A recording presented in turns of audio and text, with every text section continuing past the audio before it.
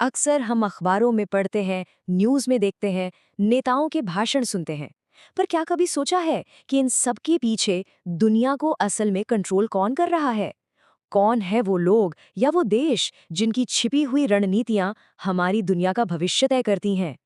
आज हम इसी बड़े सवाल की तह तक जाने की कोशिश करेंगे। तो इस पूरे विश्लेषण को समझने के लिए हम इसे 5 हिस्सों में देखेंगे। पहले बात करेंगे अमेरिका की ताकत की, फिर देखेंगे कि पर्दे के पीछे से कौन खेल रहा है। इसके बाद चीन के खामोश उदय को समझेंगे और देखेंगे कि आज के जियोपॉलिटिकल मैदान कौन से हैं। और आखिर में इस सब के बीच भारत कहाँ खड़ा है। तो चलिए शुरू करते हैं पहले हिस्से से, अमेरिका की ताकत के वो स्तंभ जो उसे दुनिया का सुपर पावर बनाते हैं। आखिर कैसे बना अमेरिका इतना ताकतवर? इस स्रोत के मुताबिक इसकी नींव 4 मजबूत पिलर्स पर खड़ी है।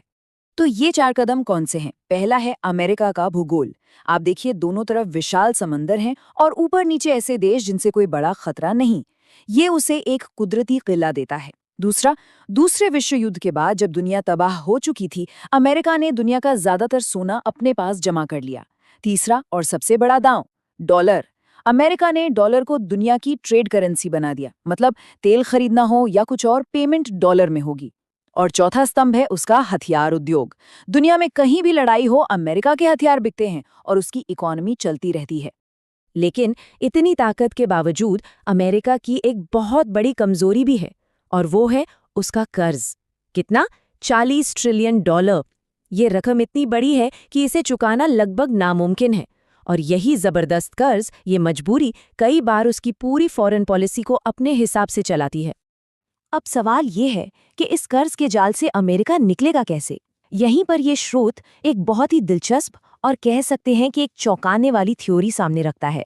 क्या हो अगर अमेरिका क्रिप्टो का इस्तेमाल करे? सोचिए, प्लान कुछ ऐसा हो सकता है। पहले खूब सारी क्रिप्टो करेंसी खरीद कर जमा कर लो, फिर किसी तरह उसकी कीमत आसमान पर पहुंचा दो, और जब वैल्यू बढ़ जाए तो उससे अपना सारा कर्ज चुका दो, और उसके बाद मार्केट को क्रैश हो जाने दो। सुनने में फिल्मी लगता है ना?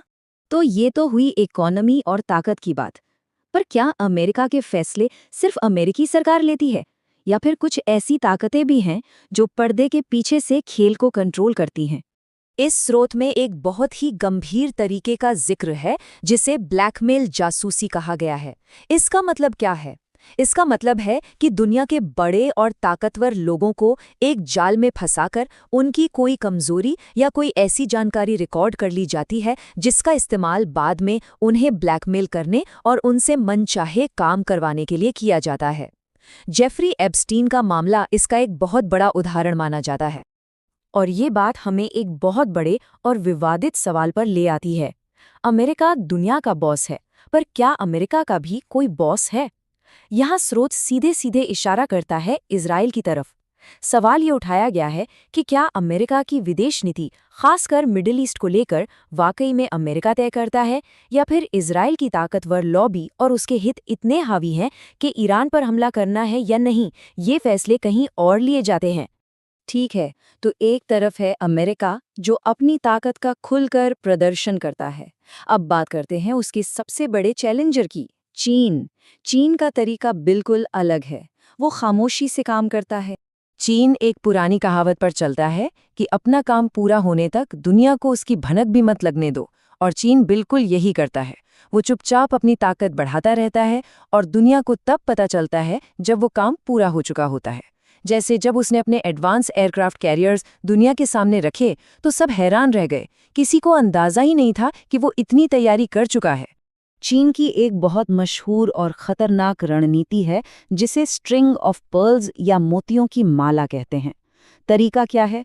छोटे देशों को विकास के नाम पर इतना कर्ज दो कि वो चुका ही ना पाएं, और जब वो कर्ज नहीं चुका पाते तो उनके ज़रूरी पोर्ट्स जैसे पाकिस्तान का ग्वादर या श्रीलंका का हम्बनटोटा लंबे समय के लिए लीज पर ले लो।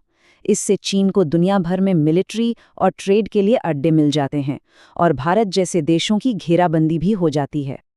अब जब दो बड़ी ताकतें, अमेरिका और चीन, एक दूसरे के सामने खड़ी हैं, तो दुनिया में तनाव बढ़ना तो लाजमी है।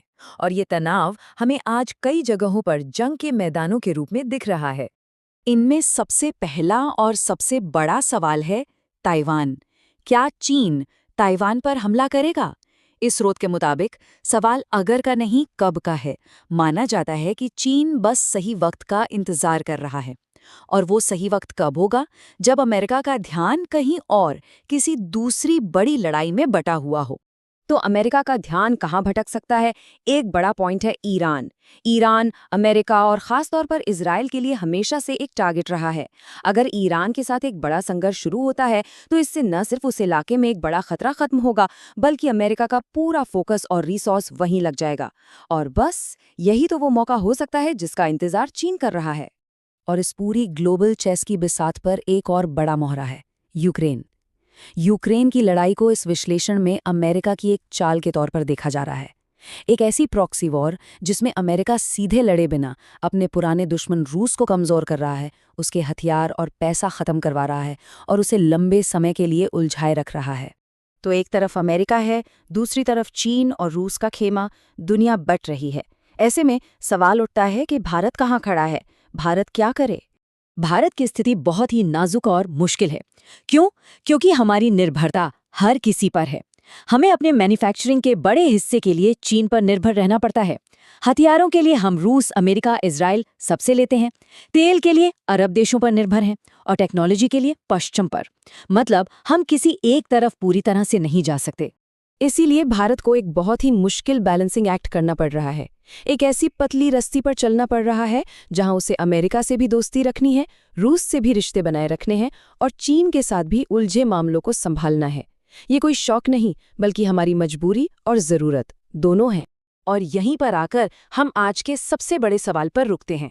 एक ऐसी दुनिया जिसमें हर कोई अपना खेमा बना रहा है, अपने बॉस तय कर रहा है। क्या इस दुनिया में भारत अपना एक आज़ाद रास्ता बना पाएगा या फिर हालात उसे भी किसी एक तरफ जाने के लिए मजबूर कर देंगे? इसका जवाब भविष्य ही देगा।